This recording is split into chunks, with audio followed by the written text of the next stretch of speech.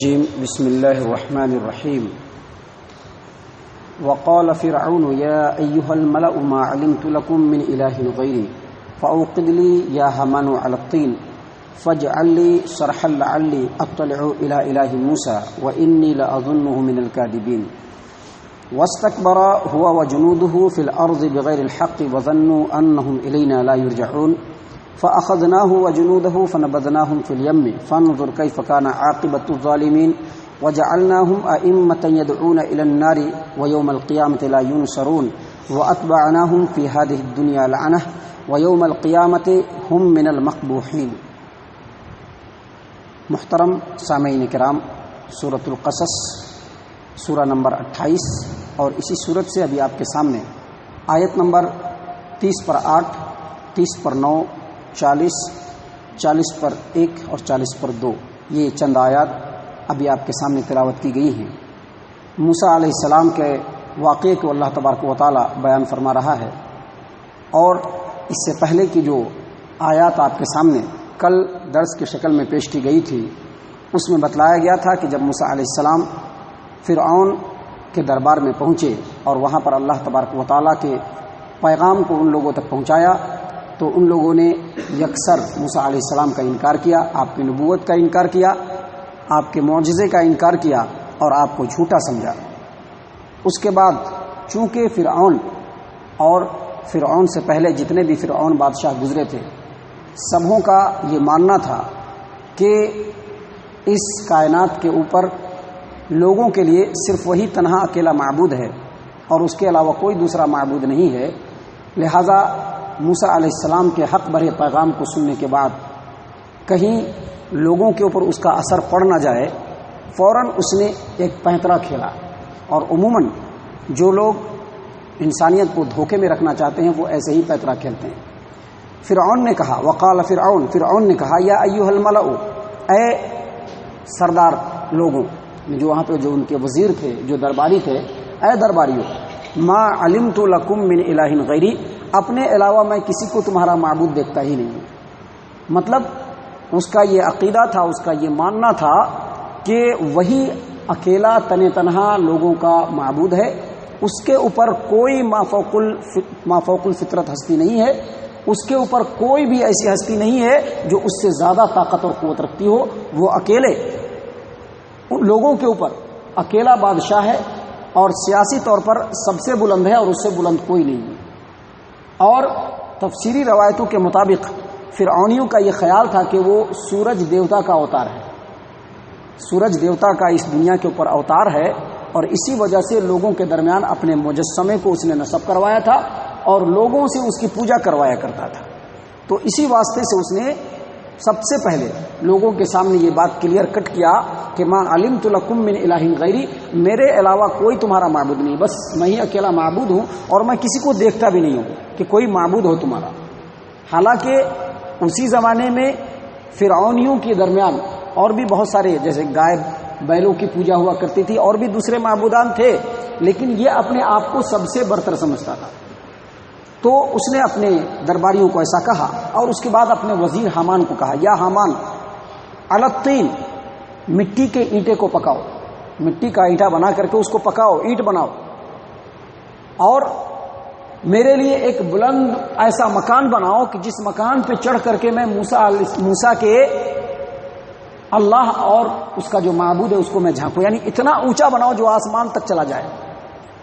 یہاں پر اللہ تبارک و تعالیٰ نے کہا کہ فاجعل لی صرحا لعلی، فرعون نے یہ کہا کہ اے حامان سب سے پہلے مٹی کو پکا کر کے اینٹا بناؤ، اور اینٹ بنا کر کے اتنا بلند اور اونچا مکان بناؤ کہ جس پر پہنچ کر کے میں دیکھ لوں کہ موسیٰ کا رب کون ہے، جھانک لوں میں۔ فاطلع الی الہ موسیٰ، موسیٰ کے معبود کو میں دیکھ لوں، کیونکہ مجھ کو یقین ہے کہ موسیٰ علیہ السلام جو بالکل جھوٹ بول رہے ہیں اور یہ جھوٹے ہیں، میرے علاوہ تمہارا کوئی معبود نہیں۔ دراصل یہ بات بھی اس نے لوگوں کو الو بنانے کے لیے ہی کہا تھا، اس کا مقصد یہ نہیں تھا کہ وہ بڑی بلڈنگ بنا لے اور اوپر چڑھ کر کے موسیٰ علیہ السلام کے معبود یعنی تمام کائنات کے رب کو دیکھ لے، یہ نہیں چاہتا تھا، بلکہ وہ لوگوں کو الو بنانا چاہتا تھا، بالکل اسی طرح سے جس طرح سے آج سے چند سالوں پہلے روس جو ایک کمیونسٹ حکومت ہے، دہریہ ہے، اس نے ایک اسپوتنگ میزائل بنایا، اور میزائل کو جب اس نے آسمان میں چھوڑا تو چند لاکھ میل کا سفر طے کر کے وہ میزائل پھر دنیا کے اندر آ گیا، اور جب دنیا کے اندر آیا تو اس نے لوگوں کے درمیان یہ اعلان کیا کہ ہمارا میزائل جو ہے یہ کئی لاکھ میل دور اوپر گیا لیکن کہیں پر بھی مسلمانوں کے رب کو نہیں دیکھ سکا۔ جس طرح سے ان لوگوں نے الو بنانے کے لیے دنیا کے درمیان اس طرح کی بات کی، بالکل اسی طرح سے فرعون نے بھی کیا۔ حالانکہ یہی روس یا امریکہ یا ان جگہوں کے جو سائنسدان ہیں، انہوں نے جب آسمان کے بارے میں، کائنات کے بارے میں تحقیق کیا تو ان لوگوں نے خود بتلایا ہے کہ اس زمین سے سورج کی جو دوری ہے وہ 9 کروڑ 38 لاکھ میل دور ہے۔ سوچ لیجئے، یہاں چند لاکھ میل دور کی اونچائی کو طے کر کے واپس آ گئے اور لوگوں کو بیوقوف بنایا کہ چند لاکھ میل اوپر دور اڑے تو وہاں پر جو ہے ہم نے مسلمانوں کے رب کو نہیں پایا۔ حالانکہ سورج جو یہاں سے 9 کروڑ اور 38 لاکھ میل دور ہے، اس کے ارد گرد ایک پلوٹو سیارہ تیرتا ہے، پلوٹو سیارہ، اور سورج سے جو اس کی دوری ہے وہ 3 ارب اور 68 لاکھ میل کی دوری ہے، اور سورج سے 400 کھرب کلومیٹر کی دوری پر ایک اور سورج ہے جو ہمیں صرف روشنی کا نقطہ نظر آتا ہے، 400 کھرب کلومیٹر، اور سورج سے ہی مریخ کے اوپر جو ایک اور سورج ہے اس کی جو دوری ہے وہ 14 کروڑ اور 15 لاکھ میل کی دوری پہ ہے۔ وہ اب سمجھ لیجئے کہ اتنی ساری جو دوریاں ہیں اور ان تمام کو پیدا کرنے والا رب جو سب سے اوپر ہے، وہاں تک پہنچنے کا خواب دیکھنے والے لوگ اور لوگوں کو بیوقوف بنانے والے لوگ کس قدر اللہ تبارک و تعالیٰ کے خلاف، اس روئے زمین پر اللہ تبارک و تعالیٰ کے خلاف سازشیں رچ رہے ہیں اور جھوٹی بات بول رہے ہیں۔ تو جس طرح سے